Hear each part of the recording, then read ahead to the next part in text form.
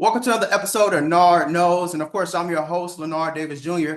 And I got a fellow Michigander on the show, Micah Cretsingers, Saginaw Valley, two-time All-American at linebacker, but he also can play some DB safety. But let me get these stats before I bring him in. The man has played 44 college games, and in those 44 college games, 271 tackles, 7.5 sacks, 32.5 tackle for losses, not to mention seven forced fumbles and 10 interceptions. That means he got ball skills. So what is up, Mr. Cretsinger, man? How you feeling? Man, I'm feeling good, feeling good. Thank you for having me on the show. Man, it's been a while. We've been working on getting this going, man, but I appreciate you for your patience. Now you're getting ready for the NFL, but where are you now mentally and emotionally after such a very distinguished college career?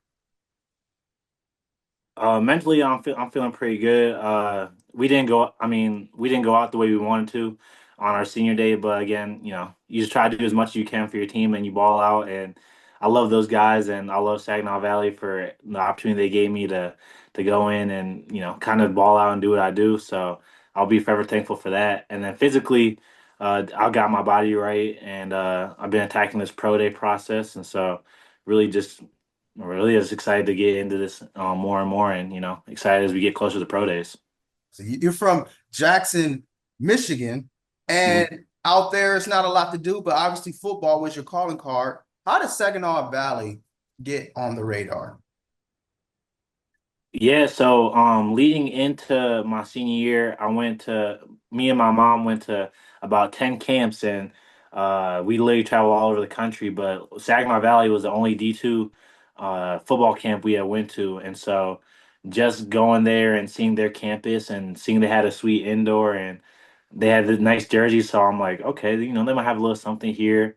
And then uh after my senior year, I had three offers coming out of college or coming out of high school.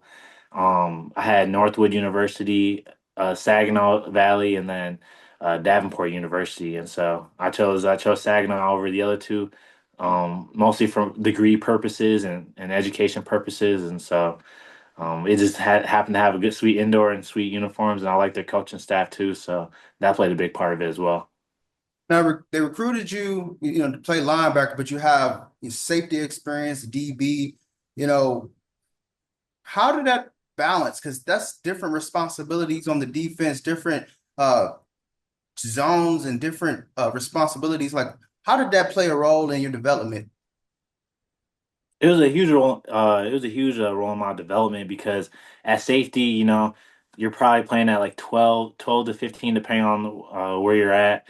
And so just being able to see the whole field and then running down and making a play, whether it's a pick in zone or having to man something up. So that kind of helped my skills because then once I got to Saginaw Valley and I had to play linebacker, it was easy for me to just go out and guard tight ends and running backs, and so it made my life a lot easier because I'd already done that a lot, and I was comfortable in that space, and so.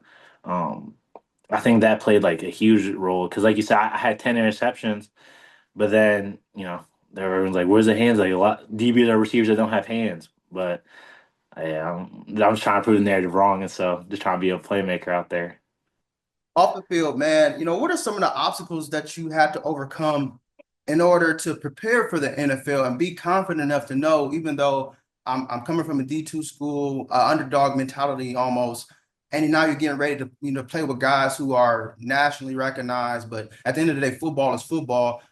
What have prepared you to be mentally prepared and have the confidence to move forward in this phase of your career?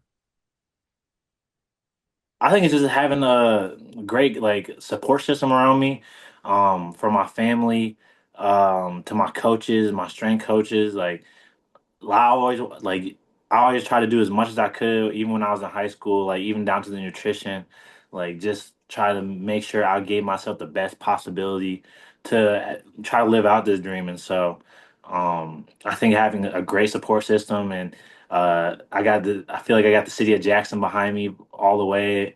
I always have people out there supporting me, my friends, family friends out there, just telling me, "Hey, you got this. You're an inspiration for the kids out there." And I feel like if I couldn't handle it, then I would be done. Like I would stop playing football. But I feel like I'm meant for this, and lately they gave me so much confidence, and I can never be like more thankful for it all. So Was definitely. there was there ever a point in your college career where you had a moment and you was like, man, I really gotta like overcome this, whatever that is, and that molded you to become the person you are to be ready for the NFL and the fame and the money that comes with it? I'd say probably my sophomore year, like my second year playing. Um, I had Trevor Nowatzki in front of me. He's actually on the Lions right now, and was making big plays for them. So we had him out there, and then I wasn't playing too much of the field backer at that time. So I was really like a Mike slash Will at that point, and so they weren't gonna put me in front of Trevor because Trevor did his thing his senior year, and he balled out, and he's a senior, so we kept him there. So I was splitting reps at Mike, and so I felt like I had a great spring and a great summer leading up into that season, and like I felt like I should be playing a lot more. I didn't start all the games that year. I started like I think 4 or 5 games that year, and so I'm not even like trying to hate on my boy because we ended up playing together the last 2 years of our career, and like we had great careers. So, but I mean, we were splitting reps, and so like it was hard to get into a rhythm at that point. Just trying to like get comfortable. You might make a mistake here and there, and you're afraid you might get benched. Um, but at the end, like once I realized that us substituting means that we're both great players, and if he starts a game and he's got the hot hand, like it's like running backs. Like if someone's got the hot hand, you got to give him the ball. Something might happen. So, I mean, my boy Alfred started having the hot hand, and so he started a couple more games and played a little bit more, and I was fine with that. So, I think once I realized that and like got over the mentality that like this is a team and like we're doing what's best for the team.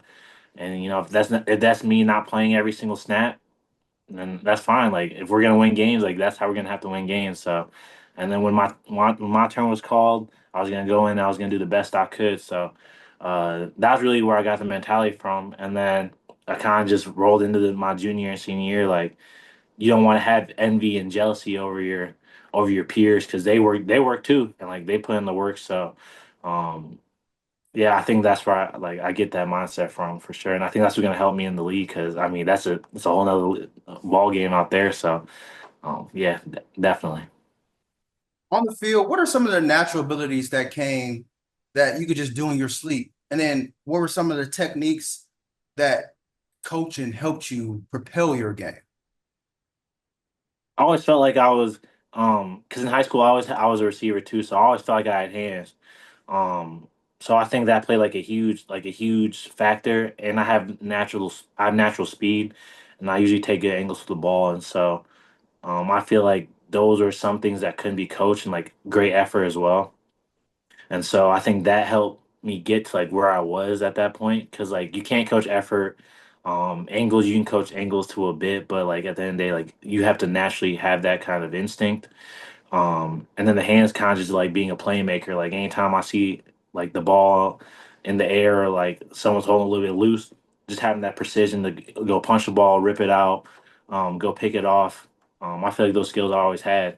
I feel like my coaches did a good job of getting me into zones. I feel like that was like the big thing for me was like locating receivers in my zone rather than just dropping to a spot. Um, Shout out to Coach Jeremy Prudhomme for that, actually.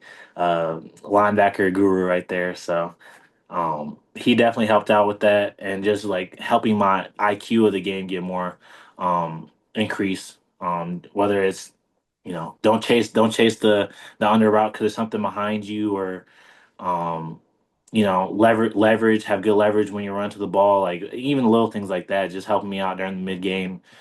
He'd always be able to help us out with that and spot the little things. So, and then Coach McEwen, he was able to get my man coverage down. And so I think like when I really was locked in and zone and in my man to man technique, like he was there helping me with releases and to help like helping me realize like when receivers are gonna get out of their breaks, tight gonna get out of their breaks, so that you can break on the ball and kind of have that anticipation. So definitely they help me with that kind of stuff moving forward.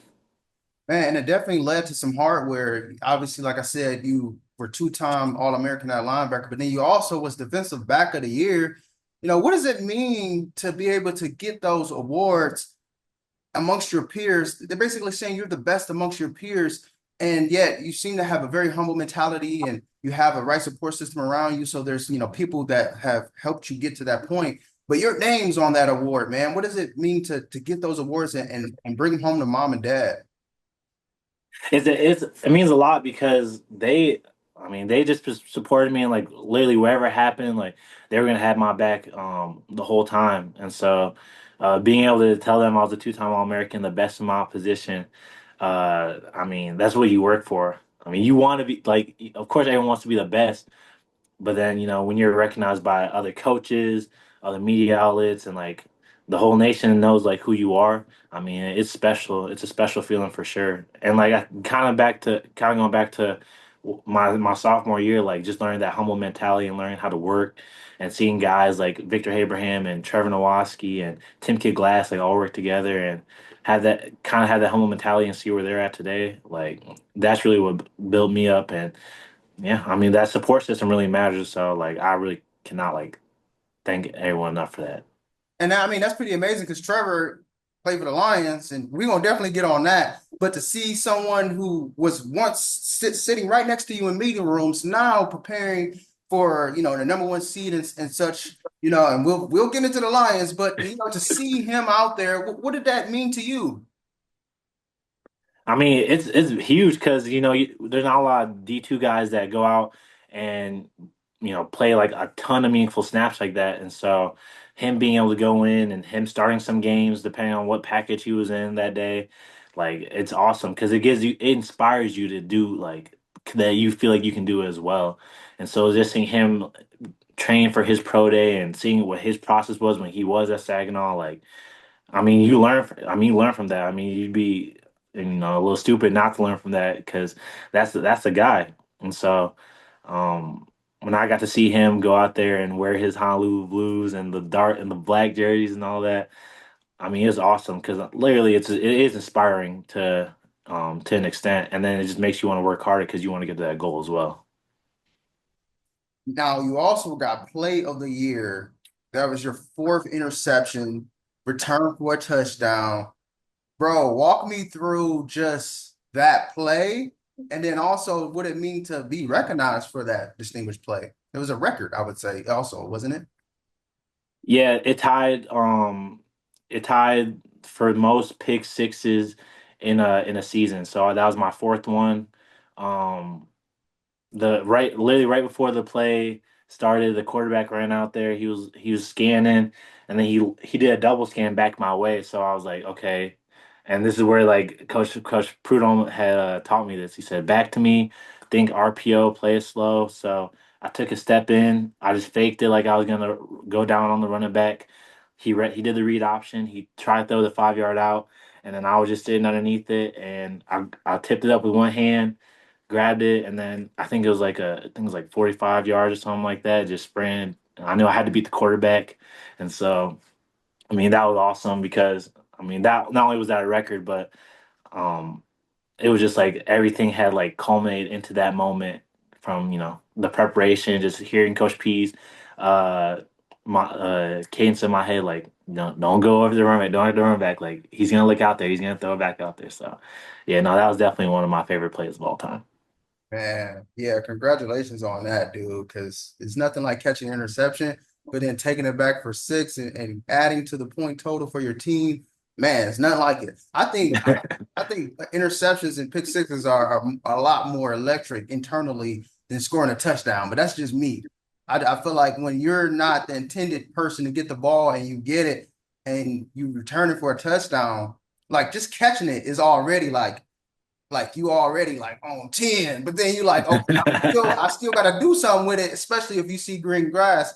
So man, that kudos to you on that one, bro. I can only imagine what that feeling like. What is that feeling like for you?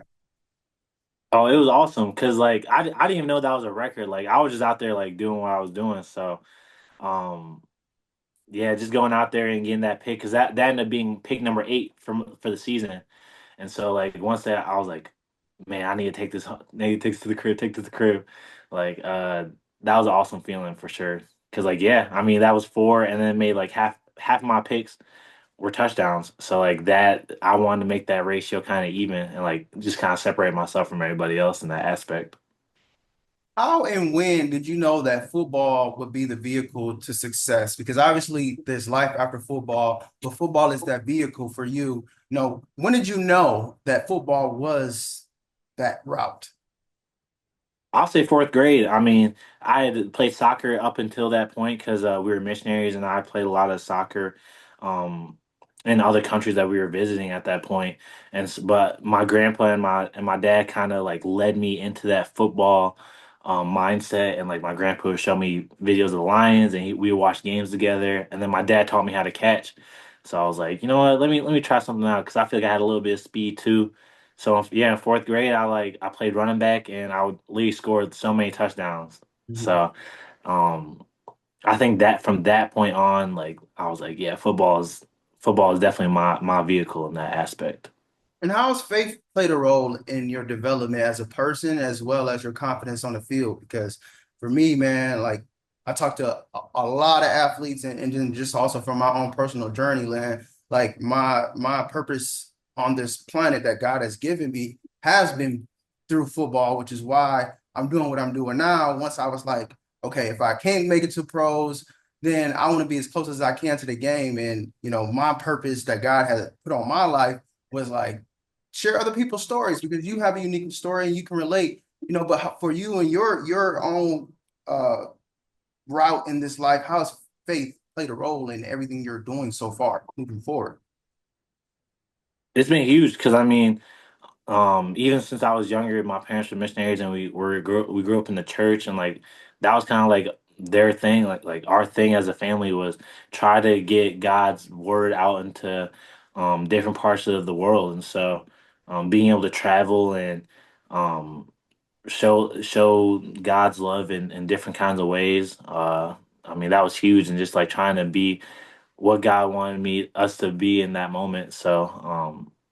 I mean, it's meant everything. And then having to come back to the United States and then kind of restart my life in 6th grade, just trying to again live how God wanted me to. And uh, yeah, I mean, now it's been tested more than ever. My faith's been tested more than ever. Um, but I like it's been so big. It's been so big in my life.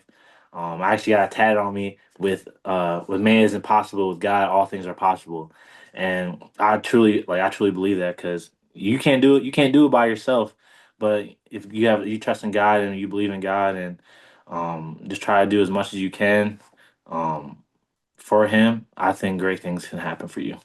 Well said, man. Well said. And you're definitely going to blaze a path for people just like Trevor did. You're doing the same thing. And, you're a great role model to look at, even as young as you are. It's a bunch of people, whether you know them or not, that are looking up to you and saying, I want to do what he's doing, or I want to do better than what he's doing.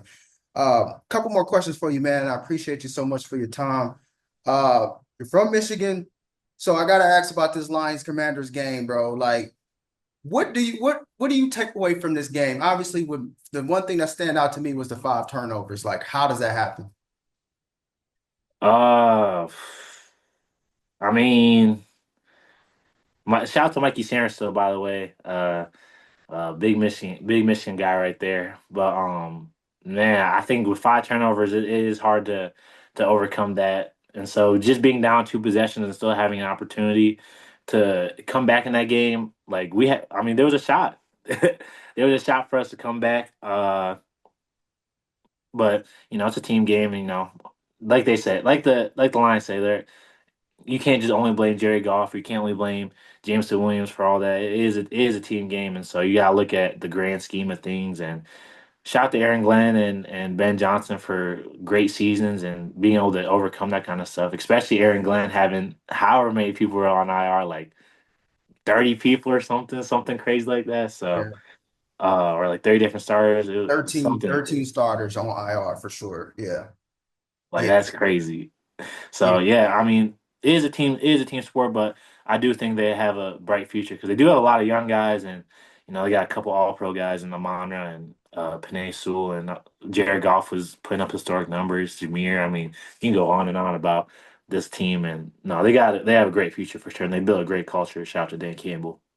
Here's where I'm gonna push back a little bit. So you get the number one seed, right? Okay, cool. This is it. You was crying about last season. You said we got cheated out the number one seed. You get the number one seed. Then you say, oh, Jared Goff is an indoor quarterback. He only played good indoor. Okay, he definitely proved that he can play outside this season. But you get the home field advantage. You get the one seed. You get the bye week, which we know that typically, you take a break. You're not really in game mode, tunnel vision. It takes a while to get back going, but we needed it because we were hurt. And then the scouting report shows that the Commanders are the worst run defense, one of the worst run defenses. And Jahmyr Gibbs had 14 carries, 104 yards, and 2 touchdowns. Why did he get 30 plus carries? Why didn't we have the same game plan that we had against the Vikings? That's just, I've been a Lions fan a little bit longer. I'm not that frustrated, but I'm just saying these are the things that stuck out to me. Yeah, I mean, did he have how many games did he had 30 carries? Yeah, Gibbs. Yeah, yeah, yeah. Yeah, 14 carries, 104 yards, and 2 touchdowns. No, no, I mean, like how many times this season has he had 30 carries? Well, he always shared the ball with David, so they never really had to. David's coming off that injury. David Montgomery's coming off that injury. He clearly didn't show that he was like in game mode. He probably was healthy according to the injury report, but Gibbs was running through him. Wasn't nobody catching him. Nobody. He was finding the lanes quicker than the linebackers was able to get and try to meet him in the hole. Like it was crazy. Yeah, Why weren't they running the ball I was at. with Got to ask Ben. Gibbs specifically? No, I definitely agree. Gibbs got to have a couple more carries that game. 14, that is still crazy because he looked like it seemed like he had 30 the way he was running the ball. But yeah, no, that is crazy. We do need to run the ball a little bit more in that aspect, I think.